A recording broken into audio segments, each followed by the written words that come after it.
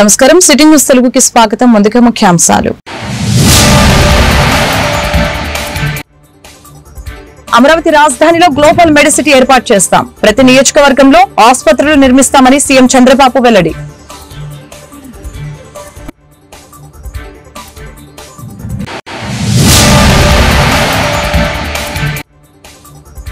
అడవి తల్లి బాట కార్యక్రమానికి శ్రీకారం చుట్టిన డిప్యూటీ సీఎం పవన్ కళ్యాణ్. గిరిజన ప్రాంతాల్లో మౌలిక సదుపాయాలు కల్పిస్తామని ప్రకటన.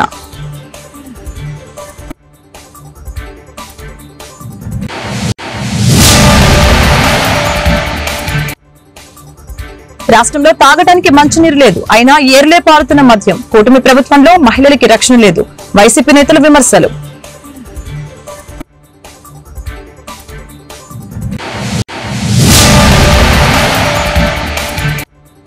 ఆక్వా రంగంపై అమెరికా టారిఫ్ల ప్రభావం తాత్కాలికమే, రైతులెవరు కూడా ఆందోళన చెందవద్దు, మంత్రి అచ్చెన్నాయుడు వెల్లడి.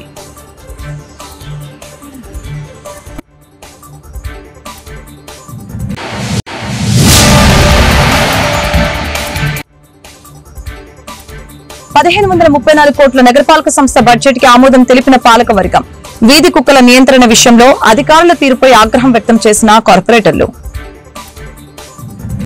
రాజధాని అమరావతిలో గ్లోబల్ మెడిసిటీని ఏర్పాటు చేయాలని భావిస్తున్నామని సీఎం చంద్రబాబు తెలిపారు. రాష్ట్రంలోని ప్రతి నియోజకవర్గంలో 100 నుంచి 300 పడకల ఆసుపత్రుల నిర్మాణానికి ప్రణాళికలు సిద్దం చేస్తున్నట్లు వెల్లడించారు. వైద్యం ఆరోగ్యంపై మీడియా ఎదుట సీఎం పవర్ పాయింట్ ప్రెజెంటేషన్ ఇచ్చారు. రాష్ట్రంలో పెరిగిన వైద్య ఖర్చులు, వివిధ వ్యాధులపై సీఎం వివరాలు తెలిపారు. కుప్పంలో డిజిటల్ హెల్త్ సర్వే సెంటర్ ఏర్పాటు చేశాం. కొన్ని చోట్ల గుండె జబ్బులు, డయాబెటీస్, హైపర్ టెన్షన్, శ్వాసకోశ వ్యాధులు విస్తృతంగా పెరుగుతూ ఉన్నాయి. రాష్ట్రంలో పురుషుల కంటే మహిళల్లో హైపర్ టెన్షన్ అధికంగా కనిపిస్తోంది. ఆహారపు అలవాట్ల వలన డయాబెటీస్ కొన్ని జిల్లాలో ఎక్కువగా ఉందని సీఎం తెలిపారు. దిస్ ఈజ్ రిగార్డింగ్ హెల్త్ గురించి. దీనికి సపోర్టింగ్ కింద ఒక 100 to 300 bed multi speciality hospitals all assembly constituency లో పెడుతున్నాం. ఇప్పుడు కొన్ని ఒకసారి డేటా మీరు చూస్తే నెక్స్ట్ 175 కాన్స్టిట్యూన్సీలు ఉన్నాయి. 70 కాన్స్టిట్యూన్సీ లో మల్టీ స్పెషాలిటీ హాస్పిటల్స్ ఉన్నాయి. 100 బెడ్స్ కంటే ఎక్కువ ఉండేటివి. 105లో మల్టీ స్పెషాలిటీ హాస్పిటల్స్ లేవు. కాబట్టి 105 ప్రాధాన్యత క్రమంలో పెట్టుకొని అన్ని నియోజకవర్గాల్లో ఒక multi super speciality hospital minimum 100 beds, maximum viability బట్టి ఇంకా పెంచుకుంటారు. నెక్స్ట్ ఇక్కడ మీరు చూస్తే 100 to 300 beds multi speciality and super speciality hospitals in all assembly segments under PPP mode. ఇక్కడ వచ్చినప్పుడు advanced and higher level of health care provide చేయడానికి తీసుకొస్తున్న రూరల్ ఏరియాలో, రిమోట్ ఏరియాలో. ఇంకో పక్కన ఎక్కడికో రావాలంటే మళ్ళీ జిల్లా హెడ్ క్వార్టర్స్ కు వచ్చి లేనిపోని సమయం లేకుంటే ఎక్కువ డబ్బులు ఖర్చు పెట్టుకునే పరిస్థితి వస్తుంది. దీనికోసం హెల్త్ ని అందుబాటు ఇక్కడ కుప్పంలో ఒక పైలట్ ప్రాజెక్ట్ చేస్తున్నాం. ఇది రాష్ట్రం అంతా డిజిటల్ నర్వ్ సెంటర్. ఇది మనం తీసుకుంటే కుప్పంలో చేస్తున్నాం. ఆల్రెడీ టైం కూడా చూపిస్తాను. ఇక్కడ 5 మండల్స్ లో పెట్టాం. 3 months టైం. ఇది డిజిటల్ మోడల్ మొత్తం ఎస్టాబ్లిష్ చేసి కుప్పంలో ఇనిషియల్ గా ఆల్ కాన్స్టిట్యున్సీ మొత్తం కవర్ చేయడానికి ఇది పెడుతున్నాం. ఫేజ్ 2 లో చిత్తూరులో 31 మండలాలు మొత్తాన్ని దీన్ని ఎంటైర్ డిస్ట్రిక్ట్ కవర్ చేస్తున్నాం. అది చూసిన తర్వాత ఈ 2 చూసే కొద్దిగా ఒక 6 నెలలు అవుతుంది. ఈ 2 చూసిన తర్వాత stability, impact, quality, citizen satisfaction చూసుకొని then will go to state. 26 districts phase 2 పెట్టాం.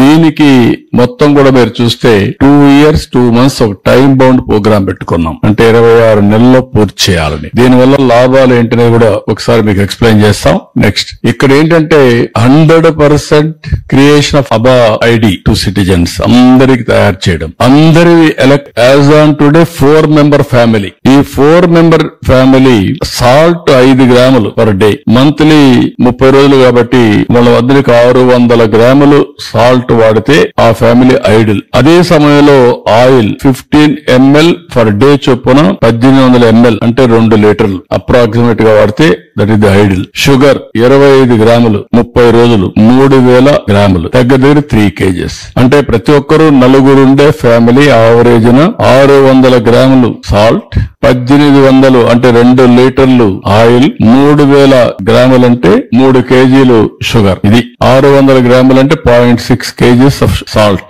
మనం తెలియసో తెలియ తెలియకుండా ఉప్పు ఎక్కువ వేసేసుకుంటున్నాం, బాగా టేస్ట్ ఉంటుందని. అక్కడి నుంచి ఈ ప్రాబ్లమ్స్ అన్ని స్టార్ట్ అవుతున్నాయి. This is ideal diet. రెండోది కూడా నేను చూశాను నిన్న, one of the best diet. Residential ఇక్కడికి వచ్చినప్పుడు మీకు ఒక జిల్లాల వారిగా మీరు ఒకసారి చూస్తే ఇది ఇంట్రెస్టింగ్ డేటా. హైపర్ టెన్షన్ మొత్తం 19,78,699 మందికి వస్తే మేల్ వచ్చి 8,37,927 మంది, ఫిమేల్ 11,40,772. రీజన్ మనం ఒకసారి అనలైజ్ చేస్తే, నేను రఫ్ గా అనలైజ్ చేశాను, ఇంకా డిపార్ట్మెంట్ చేయాలి. మగవాళ్ళకి హైపర్ టెన్షన్ తక్కువ ఉంది, మీరు ఆడవాళ్ళకి హైపర్ టెన్షన్ వేస్తున్నారు. కాదు లేని మీరు వేస్తున్నారు.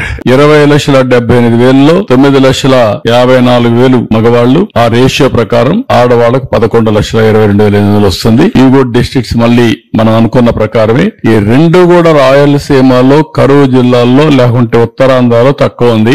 ఎక్కడైతే బాగా అభివృద్ధి చెందిన ప్రాంతంలో రైస్ హ్యాబిట్స్ గానీ, ఫుడ్ హ్యాబిట్స్ గానీ, లేకుంటే లైఫ్ స్టైల్స్ వల్ల పెరిగే పరిస్థితి వచ్చింది. నెక్స్ట్ ఇవి చేసినప్పుడు ఇవన్నీ కూడా మన వాళ్ళు చేసింది 22, 23 టు 24, 25. అడవి తల్లిని నమ్ముకుంటే మనకు బువ్వ పెడుతుంది, నీడనిస్తుందని డిప్యూటీ సీఎం పవన్ కళ్యాణ్ తెలియజేశారు. అల్లూరి సీతారామరాజు జిల్లా డూంబ్రిగూడలో అడవి తల్లి బాట కార్యక్రమానికి ఆయన శ్రీకారం చుట్టారు. పలు ప్రాంతాల్లో రోడ్ల నిర్మాణానికి పవన్ కళ్యాణ్ శంకుస్థాపన చేశారు. ఈ సందర్భంగా డూంబ్రిగూడలో నిర్వహించిన సభలో డిప్యూటీ సీఎం పవన్ కళ్యాణ్ మాట్లాడారు. గిరిజన ప్రాంతాల్లో రోడ్ల నిర్మాణానికి నిధులు కావాలని సీఎం చంద్రబాబును కోరితే 24 గంటల్లో 49 కోట్లు మంజూరు చేశారు. ఆయనకు మనస్ఫూర్తిగా ధన్యవాదాలు చెబుతున్నాం. అడవి ప్రకృతిపై నాకు అపారమైన ప్రేమ, గౌరవం ఉంది. అరకు అద్భుతమైన ప్రాంతం, దీన్ని సద్వినియోగం చేసుకోవాలి, పర్యాటకంగా మరింత అభివృద్ధి చేయాలి. మన్యం ప్రాంతాల్లో సరైన రహదారి సౌకర్యం లేక ఇబ్బందులు పడుతున్నారు. గిరిజన ప్రజల జీవన శైలి మెరుగుపరచాలని ఆయన వెల్లడించారు.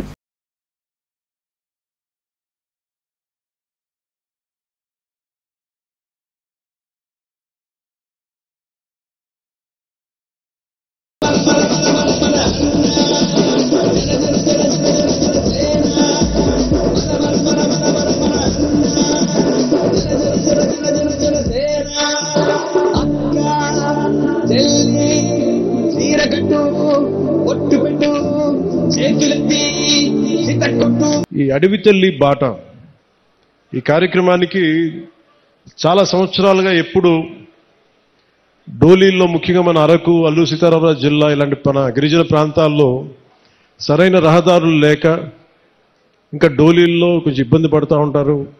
రహదారి సౌకర్యం లేదు, డోలీ మోతలు తప్పట్లేదు. గర్భిణీ స్త్రీలకు కానీ ఏదైనా కష్టాల్లో ఉన్నా, ఏదైనా ఎనీ అంటువ్యాధులు, కలరా లాంటివి వచ్చినా కానీ, ఇవన్నీ చూసి మనకి ప్రత్యేకంగా రోడ్లు ఉండాలి.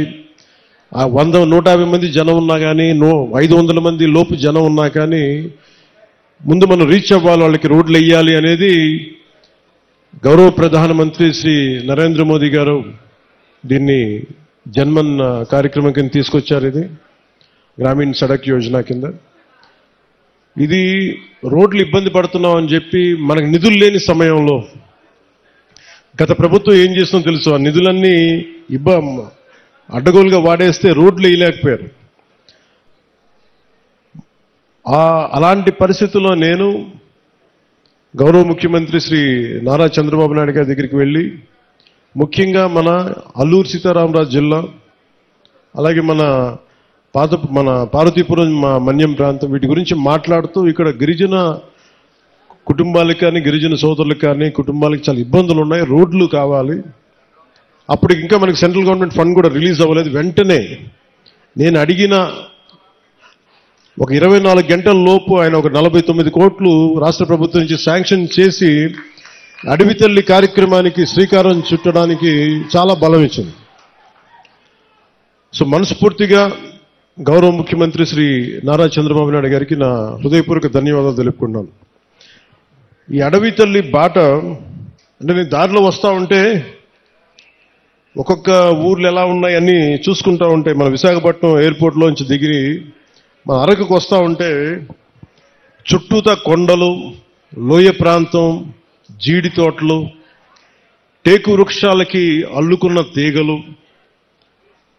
మధ్యలో నివాసాలు, రిసార్ట్లు, ఒకవైపేమో ఆకుల్ని రాలిపోతూ మూడి వరిగిన వృక్షాలు ఒకవైపు కనిపిస్తూ ఉంటే, ఆక్వా రంగంపై అమెరికా టారిఫ్ల ప్రభావం తాత్కాలికమేనని వ్యవసాయ శాఖ మంత్రి అచ్చెన్నాయుడు తెలిపారు. రైతులెవరూ కూడా టారిఫ్ల అంశంపై ఆందోళన చెందవద్దని తెలిపారు. ఆక్వా రంగంలో సమస్యలపై సోమవారం మంత్రి కీలక సమావేశం నిర్వహించడం జరిగింది. ఆక్వాను తిరిగి గాడిన పెట్టేలా ప్రభుత్వం ప్రత్యేక చర్యలు తీసుకుంటుందని అచ్చెన్న తెలిపారు. దిగుమతులపై ఆధారపడకుండా దేశీయంగా లభ్యమైన ఆక్వా ఉత్పత్తుల్ని సద్వినియోగం చేసుకునేలా చర్యలు చేపట్టాల్సిన అవసరం ఉందని తెలిపారు. మన దగ్గర ఉన్నటువంటి వెయ్యిల్ని ఎక్కువగా కన్జ్యూమ్ అయ్యే విధంగా చేయాలని చెప్పి ఒక నిర్ణయం తీసుకున్నాం. ఈ రోజు తాత్కాలికంగా ఎటువంటి ఇబ్బంది లేకుండా, ఎందుకంటే డెసిషన్ వచ్చి 3 రోజులు అయింది, ఇంకొక వారం 10 రోజుల్లో క్లారిటీ వస్తుంది.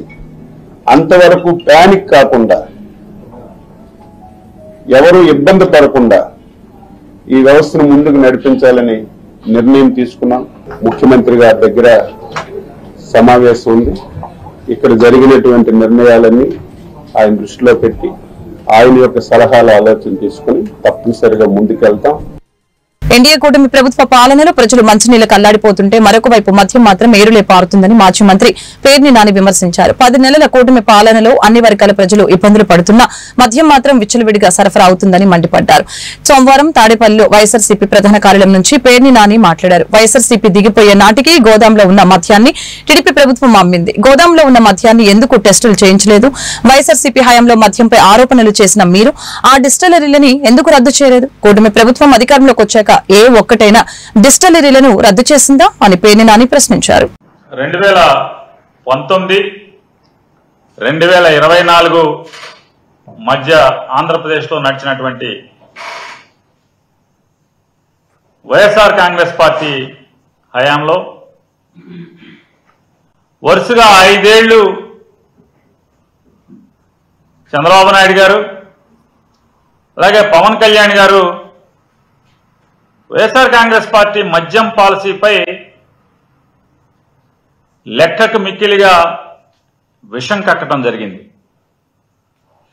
మరి ఇక చివరి 2 సంవత్సరాలు అంటే ఎన్నికల ముందు చివరి 2 సంవత్సరాలు అయితే మాత్రం వారిద్దరూ కూడా చంద్రబాబు నాయుడు గారు, పవన్ కళ్యాణ్ గారు, అలాగే చంద్రబాబు నాయుడు గారి కుమారుడు లోకేష్ నాయుడు గారు వాళ్ళ బూటకపు ఆరోపణలతో విపరీతమైనటువంటి తప్పుడు ప్రచారం చేయడం జరిగింది. మా ప్రభుత్వం మీద విషం చిమ్మినటువంటి ఈ కూటమి నాయకులు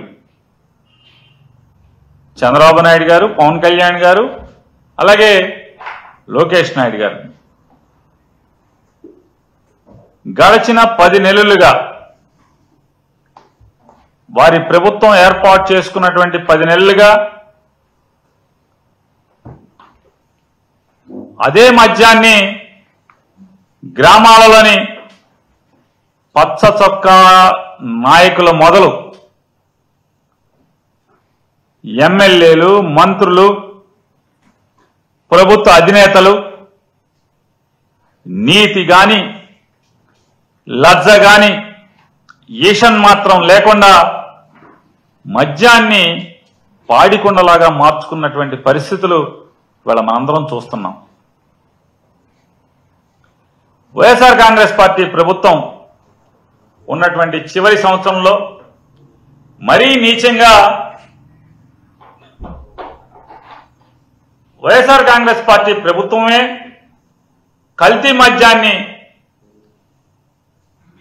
వినియోగదారులకి అమ్ముతుందని చంద్రబాబు నాయుడు గారు, పవన్ కళ్యాణ్ గారు, లోకేష్ గారు పచ్చ ఛానళ్లు, పచ్చ పత్రికలు పెద్ద ఎత్తున తప్పుడు ప్రచారం చేసిన సంగతి మనందరం కూడా ఇంకా మర్చిపోలేదు.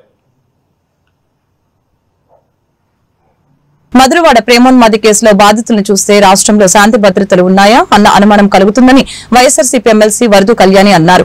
విశాఖ మధురవాడ స్వయం కృషినగర్ లో ప్రేమోన్మాది దాడిలో తీవ్రంగా గాయపడిన బాధితురాలి వైఎస్ఆర్సీపీ నేతలు పరామర్శించారు. అనంతరం ఎమ్మెల్సీ వరదు కళ్యాణి మాట్లాడారు. మధురవాడ ప్రేమోన్మాది కేసులో బాధితులను చూస్తే రాష్ట్రంలో శాంతి భద్రతలు కాపాడటంలో ప్రభుత్వం పూర్తిగా విఫలమైందని అన్నారు. నిందితులకి ఉరిశిక్ష వేయాలని ఒక మహిళగా డిమాండ్ చేస్తున్నట్లు తెలిపారు. ఈ మధ్య ప్రేమోన్మాది దాడిలో గాయపడిన దీపికని మహిళా అధ్యక్షురాలైన నేను, అలాగే ఈ భీమిలి నియోజకవర్గ సమన్వయకర్త జడ్పీ చైర్మన్ గారు చిన్నశ్రీని గారు, అలాగే ఎంపీ తనుజారాణి గారు, భీమిలి నియోజకవర్గ నాయకులు, అలాగే మిగతా మహిళా నాయకులు అందరూ కలిపి వెళ్ళి చూసి పరామర్శ చేయడం జరిగింది. ఆ పాపని చూస్తే ఒక మహిళగా చాలా బాధ అనిపించింది, గుండె తరుక్కుపోయింది. ఆ తల్లిదండ్రులు, తల్లి చనిపోయింది, ఇద్దరు తల్లిని ఈమెని కలిపి దారుణంగా కత్తితో దాడి చేస్తే పట్టపగలు తల్లి అక్కడికక్కడే రక్తపు మడుగులో పడి చనిపోవడం జరిగింది. ఈ పాపకి అంత గట్టిగా గాయమయ్యి అదృష్టవశాత్తు ప్రాణాలతో బయటపడింది. అసలు నిజంగా చాలా బాధాకరం. కుటుంబ సభ్యులైతే ఆ వ్యక్తికి ఉరిశిక్ష వేయాలని కోరుకుంటున్నారు. ఒక మహిళగా నేనైతే మాత్రం అంత తప్పు చేసిన వ్యక్తికి ఉరిశిక్ష వేసిన తప్పు లేదు అని భావిస్తూ ఉన్నాను. ఇలాంటి పనులు చేసే వాళ్ళకి కఠినమైన శిక్షలు వేస్తేనా ఇంకొకసారి ఇలాంటి పనులు చేయరు. వాళ్ళని చూసి భయపడి ఇలాంటి పనులు చేయడానికి దుర్మార్గులు భయపడతారు. ఈ రాష్ట్రంలో కూటమి ప్రభుత్వం అధికారంలోకి వచ్చాక వరుస సంఘటనలు మనం చూస్తూ ఉన్నాం. రోజు ఏదో ఒక సంఘటన. అసలు రోజుకి 70-80 సంఘటనలు మహిళల మీద, చిన్నారుల మీద దాడులు, అత్యాచారాలు, అఘాయిత్యాలు జరుగుతున్నాయి. అంటే గంటకి 3-4 సంఘటనలు జరుగుతున్నాయి. అంటే భద్రత ఎంత దారుణంగా ఉందో మనం అర్థం చేసుకోవచ్చు. అంత దారుణమైన పరిస్థితులు ఇక్కడ ఉన్నాయి. ఎందుకంటే ముఖ్యమంత్రి గారు కానీ, డిప్యూటీ సీఎం గారు కానీ, అలాగే హోమ్ మినిస్టర్ గారు కానీ మహిళల భద్రతని పట్టించుకోవట్లేదు అనేది గత కొన్ని రోజులుగా జరుగుతున్న సంఘటనలు చూస్తే మనకు అర్థమవుతుంది.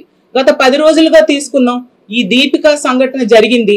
ఆ తర్వాత రోజే తీసుకుంటే కంచరపాలెం, ఇదే విశాఖపట్నం, హోమ్ మినిస్టర్ గారు నివాసం ఉంటున్న జిల్లా. ఈ జిల్లాలో కంచరపాలెంలో ఒక మానసిక వికలాంగురాలిపై అఘాయిత్యం జరిగింది. అలాగే అప్పుగారి ప్రాంతంలో మనం చూసాం, ఒక మైనర్ బాలిక మీద అఘాయిత్యం, అత్యాచారం చేయడం జరిగింది.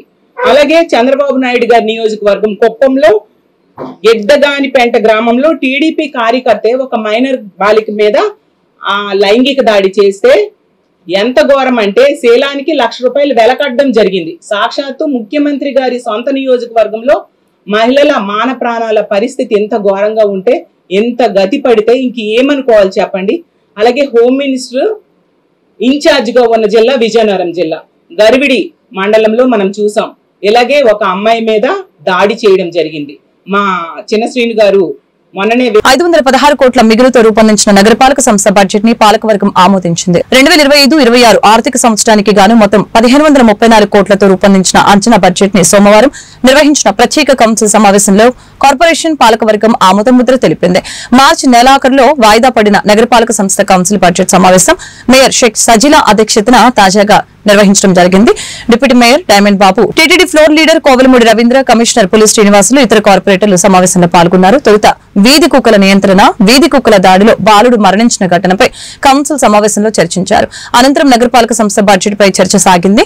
670 కోట్లు మిగులుతో 2024-25 ఆర్థిక సంవత్సరంలో మొత్తం 1335 కోట్లతో బడ్జెట్ ప్రవేశపెట్టగా 2025 ఆర్థిక సంవత్సరంలో 516 కోట్ల మిగులుతో మొత్తం 1534 కోట్లతో బడ్జెట్ ని కౌన్సిల్ ముందు ప్రవేశపెట్టారు. ఇందులో మురికివాడల అభివృద్ధి కోసం 40%, ఎస్సీ ప్రాంతాల అభివృద్ధికి 17%, ఎస్టీ ప్రాంతాల అభివృద్ధికి 5%, స్త్రీ శిశు సంక్షేమం కోసం 5%, జనరల్ ఫండ్ 32% బడ్జెట్లు కేటాయించారు. బడ్జెట్ కేటాయింపులపై డిప్యూటీ మేయర్ డైమండ్ బాబు, వైసీపీ కార్పొరేటర్లు పలు సందేహాలను వ్యక్తం చేశారు. అయితే గత 4 ఏళ్లుగా లేని సందేహాలు ఇప్పుడెందుకు వ్యక్తపరుస్తున్నారంటూ టీడీపీ, జనసేన కార్పొరేటర్లు ప్రశ్నించారు.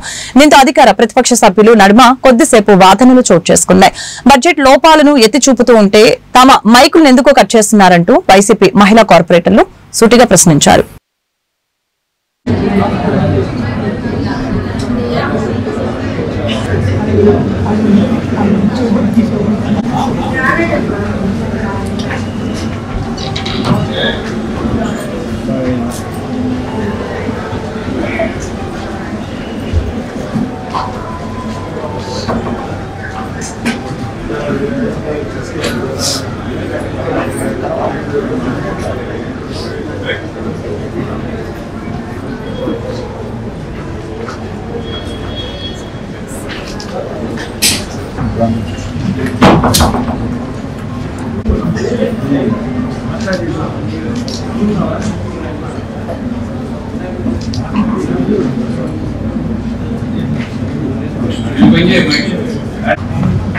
ఎమ్మెల్సీ గారికి, ఈశ్వరత్నం గారికి మరియు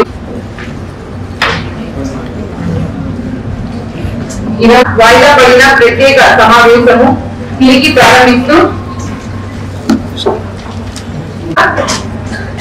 516 కోట్లు 4,50,000 చనిపోయింది 670 కోట్లు 23 లక్షలు కౌన్సిలింగ్ ముందు ప్రవేశపెట్టడం జరిగింది. గుంటూరు నగరపాలక 15/19 తేదీ 17 డిప్యూటీ మేయర్ గారికి, నగరపాలక సంస్థ కమిషనర్ గారికి, ఇక్కడ విచ్చేసిన కార్పొరేటర్స్ కి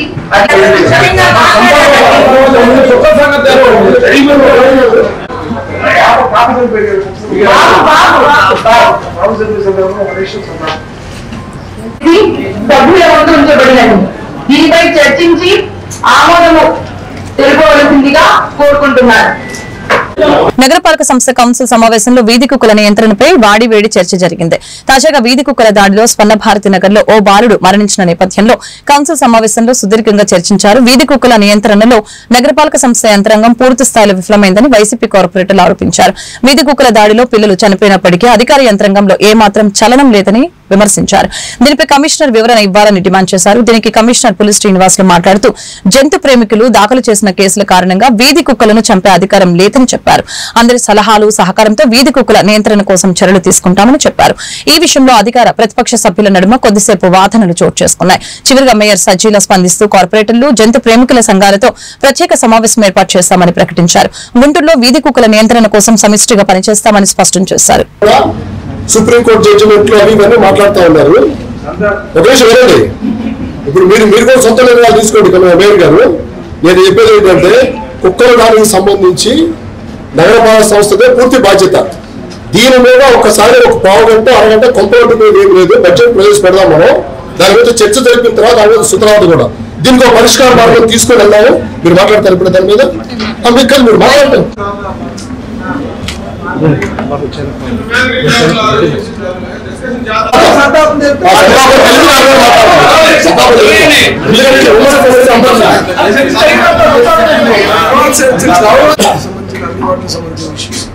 మాట్లాడమ్మా, సంతాపం చెప్పండి.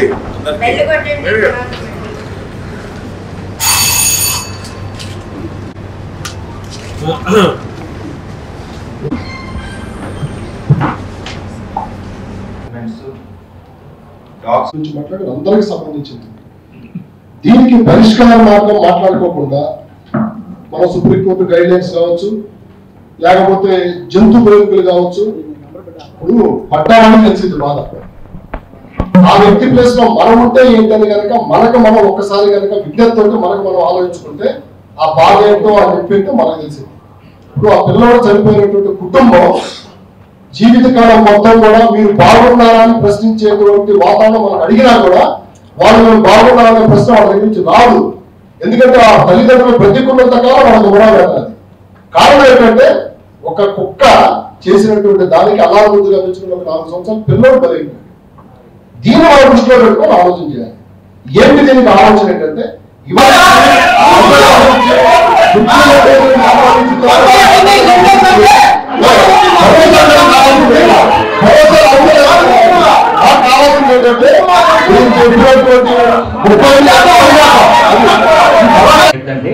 ఇక్కడ ఉన్న 57 మంది కార్పొరేటర్ సమస్య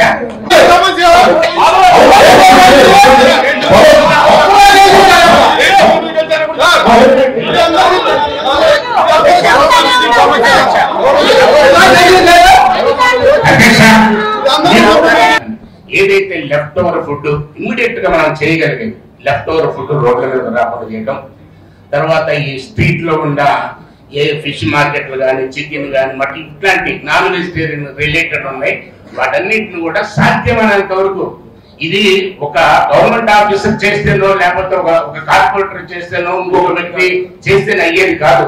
ప్రతి ఒక్కరు కూడా బాధ్యతగా చేసినట్టు immediate relief. Sir remaining operations ఇదంతా ఇప్పుడు ఎందుకంటే మరి మీకు తెలుసు ఒక డాగ్ డెలివరీ అయిందంటే మరి హాఫ్ డజన్ వస్తుంటుంది. దాన్ని ఆపటం అనేది లేదు. చట్టంలో అన్ని ఈ భారతదేశంలో ఉన్న చట్టాల్లో ఎవరికి ఉండే హక్కులు వాళ్ళకు ఉన్నాయి.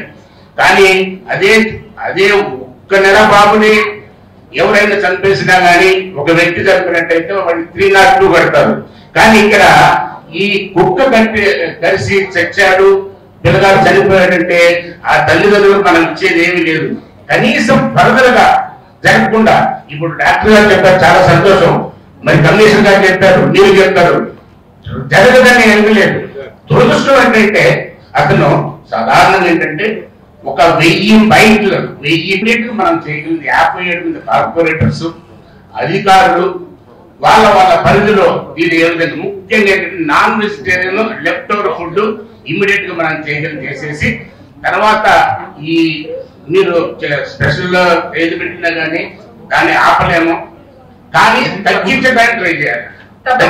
తగ్గించడానికి ట్రై చేయాలి. ఇది మీ అందరి సలహాలు సూచనలు తీసుకుంటాం.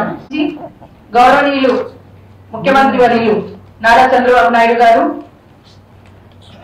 జనరల్ ఫండ్ కింద 5 లక్షల రూపాయలు కుటుంబానికి ప్రకటించారు. కమిషనర్ గారు మనమందరం మీరందరం కలిసి 5 లక్షలు ప్రకటించడం జరిగింది. ఈ సందర్భంగా తెలియజేస్తున్నారు. కారు అద్దెకిచ్చే విషయంలో పోలీసు అధికారి తనను మోసం చేశారని గుంటూరుకు చెందిన బ్రాహ్మణ సేవా సంఘ సమైక్య అర్బన్ అధ్యక్షుడు మన్నేపల్లి హనుమంతరావు శర్మ తెలిపారు. ఈ మేరకు బ్రాడీపేటలో ఆయన మీడియాతో మాట్లాడారు. గత ఏడాది సెప్టెంబర్ నెలలో స్విఫ్ట్ డిజైర్ కారుని అమరావతి ఎస్ఐగా పనిచేస్తున్న నరసింహకు అద్దెకివ్వడం జరిగిందని చెప్పారు. ఇందులో మధ్యవర్తిగా అమరావతికి చెందిన ముస్తఫా అనే వ్యక్తి కూడా ఉన్నాడని చెప్పారు. అయితే అద్దె సక్రమంగా చెల్లించకపోగా తిరిగి తనపైన అక్రమ కేసులు పెడుతున్నారని అన్నారు. తనకు న్యాయం చేయాలని కోరుతూ రేంజ్ ఐజీ త్రిపాఠి పల్నాడు జిల్లా ఎస్పీకి కూడా ఫిర్యాదు చేశామని అన్నారు. ఇప్పటికైనా పోలీసు అధికారులు స్పందించి న్యాయం చేయాలని కోరారు.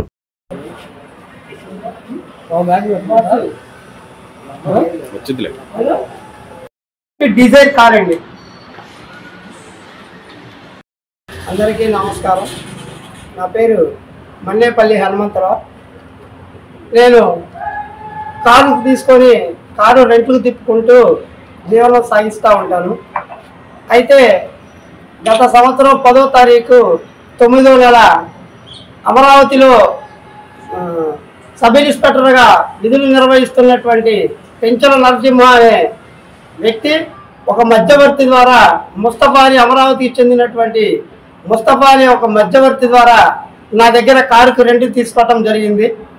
అయితే అతను నాకు 4 నెలలు కావాలి అని చెప్పి ఆయన చెప్పటం, అందుకు నేను అంగీకరించటం. ఈ 4 నెలలకు కాను నా కారు కొత్తదయ్యేసరికి సరే నేను ముందుగా అడ్వాన్స్ డబ్బులు కట్టాలా అని చెప్పి ఆయనకి చెప్పటం, అందుకు నాకు 1,00,000 రూపాయలు అడ్వాన్స్ డబ్బులు చెల్లించి నా దగ్గర కారు తీసుకోవడం జరిగింది. అయితే గడిచిన తర్వాత 5వ నెలకి 6వ నెలకి కానీ ఒక్క నెలకు కూడా అతను మళ్ళీ అద్దె చెల్లించడం జరగలేదు.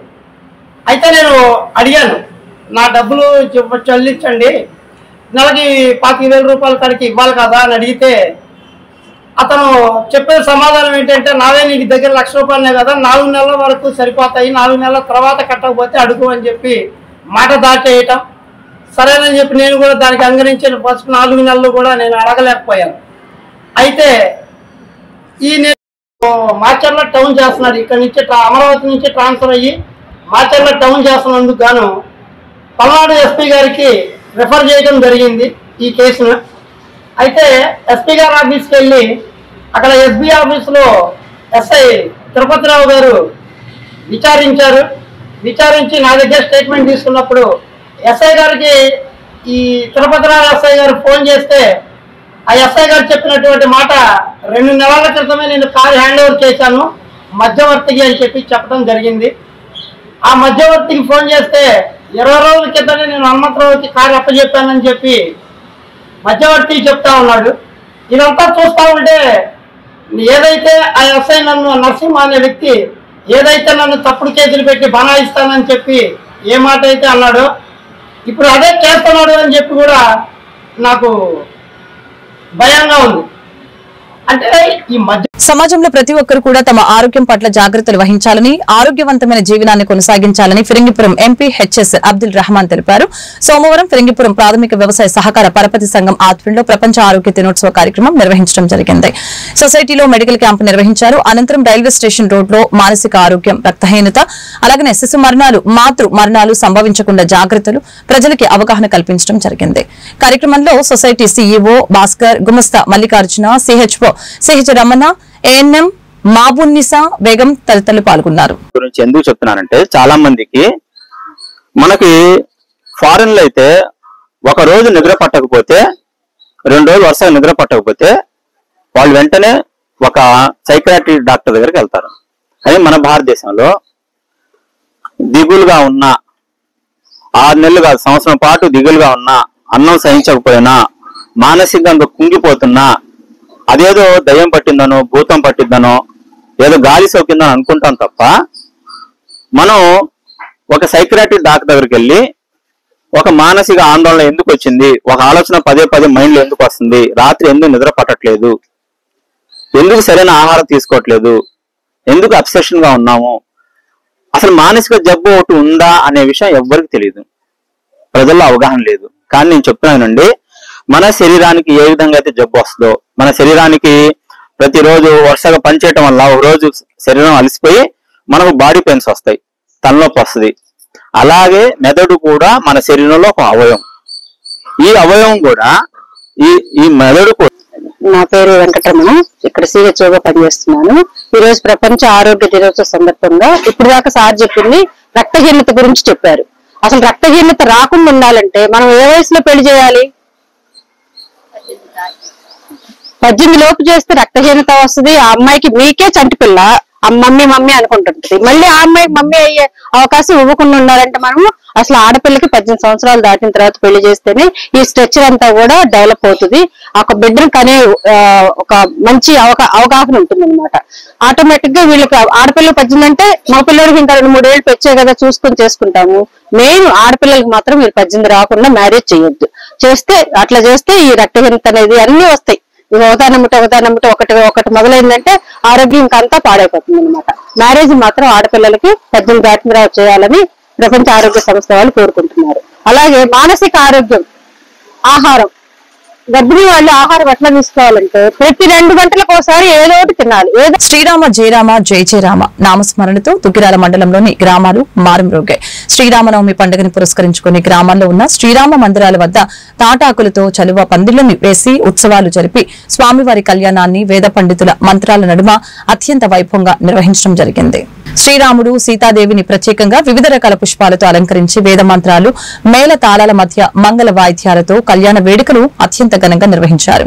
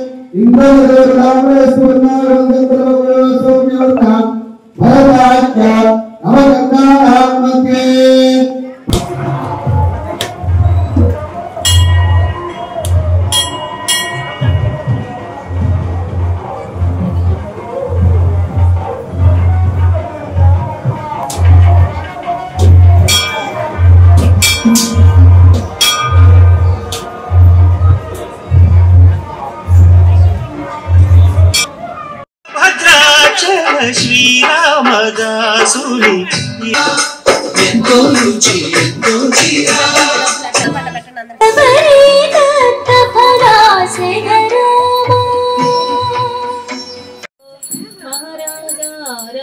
తల్లి సీతమాత సీతారామ మంగళ రామచంద్ర నాగాజులు తెచ్చి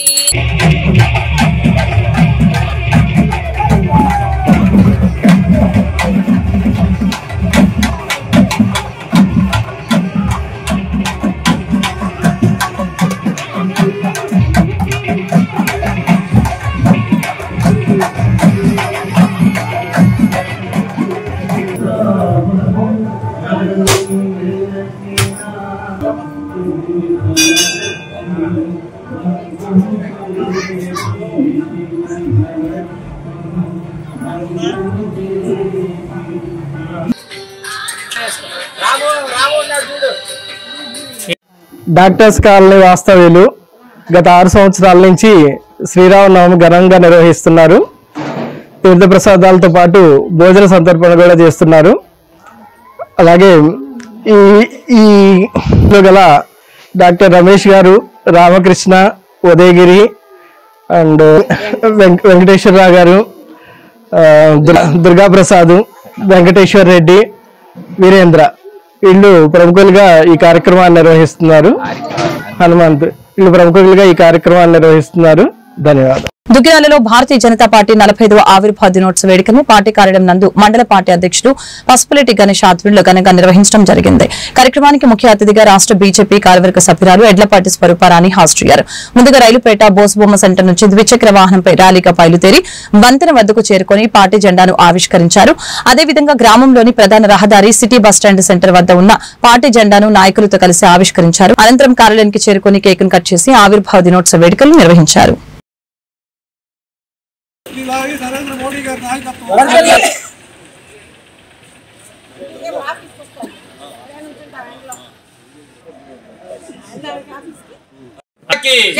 భారత్ మాతా కి జిందాబాద్. భారతీయ జనతా పార్టీ వద్దిల్లాలి. నరేంద్ర మోడీ గారి నాయకత్వం వద్దిల్లాలి. జేపీ నడ్డా గారి నాయకత్వం జిందాబాద్. భారతీయ జనతా పార్టీ పురంధేశ్వరి గారి నాయకత్వం వద్దిల్లాలి. చెరుకూరు తిరుపతిరావు గారి నాయకత్వం వద్దిల్లాలి. దిల్లాలి. పొత్తులేటి గణేష్ గారి నాయకత్వం.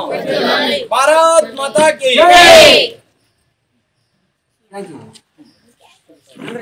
భారత్ మాతా కి భారత్ మాతా కి జిందాబాద్. భారతీయ జనతా పార్టీ వద్దిల్లాలి. నరేంద్ర మోడీ గారి నాయకత్వం వద్దిల్లాలి. జేపీ నడ్డా గారి నాయకత్వం వద్దిల్లాలి. దగ్గుబాటి పురంధేశ్వరి గారి నాయకత్వం వద్దిల్లాలి. పసుపులేటి గణేష్ గారి నాయకత్వం. దుగ్గిరాల మండల బీజేపీ అధ్యక్షులు పసుపులేటి గణేష్ గారి నాయకత్వంలో పార్టీ ఆవిర్భావ దినోత్సవం సందర్భంగా 2 చోట్ల జెండాలు ఎగరవేయటం జరిగింది. అదేవిధంగా పార్టీ ఆఫీసులో కేక్ కట్ చేయడం జరిగింది. ఇప్పటికీ 45వ ఆవిర్భావ దినోత్సవం జరుపుకుంటున్నాం. మరి ఎంతో యుక్త వయసు నుంచి మరి ఈ రోజు 45 ఏళ్ళు అంటే మన పార్టీ మండల అధ్యక్షులకు కూడా జాతీయ పార్టీ 45 ఏళ్ల వయసు పెట్టింది, ఏజ్ లిమిట్ పెట్టింది. అట్లాగే మన పార్టీ కూడా ఈ రోజు 45వ పార్టీ ఆవిర్భావ దినోత్సవం జరుపుకుంటుంది. దానికి దీనికి కోఇన్సిడెంట్ లాగా మనం ఈ రోజు జరుపుకుంటున్నాం. ఇట్ల నుంచి ఈ రోజు కేంద్రంలో అధికారం చేపట్టే విధంగా మరి మన నాయకత్వం, ముఖ్యంగా గ్రామ స్థాయి, మండల స్థాయి నాయకుల కార్యకర్తల కృషి ఫలితంగా ఈ రోజు కేంద్రంలో అధికారం చేపట్టడం జరిగింది.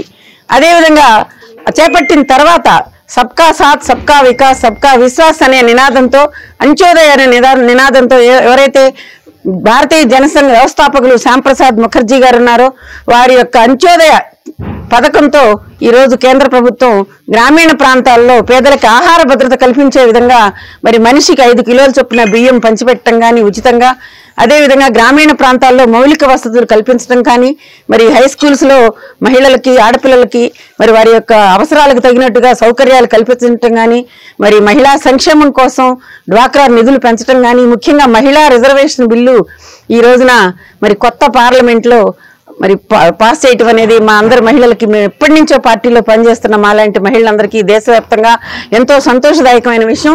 నాయకత్వాన్ని అభివృద్ధి చేయాలనే వార్తలు ముగించే ముందు ముఖ్యాంశాలు మరొకసారి. అమరావతి రాజధానిలో గ్లోబల్ మెడిసిటీ ఏర్పాటు చేస్తాం. ప్రతి నియోజకవర్గంలో ఆసుపత్రులు నిర్మిస్తామని సీఎం చంద్రబాబు వెల్లడి.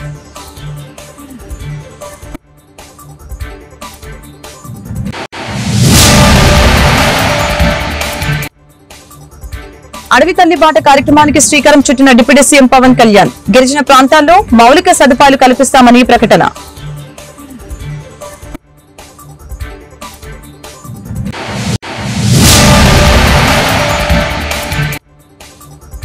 రాష్ట్రంలో తాగడానికి మంచినీరు లేదు, అయినా ఏర్లే పారుతున్న మద్యం. కూటమి ప్రభుత్వంలో మహిళలకి రక్షణ లేదు, వైసీపీ నేతల విమర్శలు.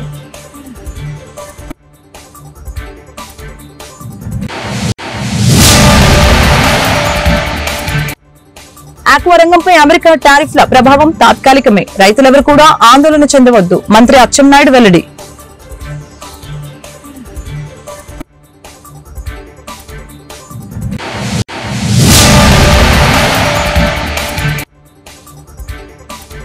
$1,534 కోట్ల నగరపాలక సంస్థ బడ్జెట్ కి ఆమోదం తెలిపిన పాలకవర్గం.